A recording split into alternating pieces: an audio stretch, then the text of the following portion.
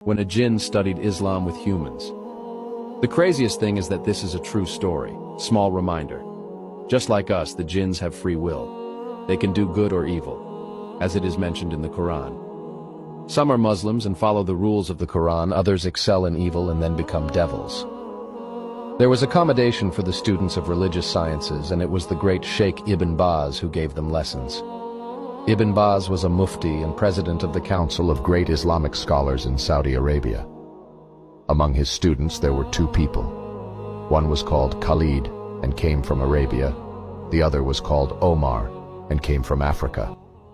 Both were staying in the same room. One evening, Omar asked Khalid to get up and close the door. Khalid was lazy.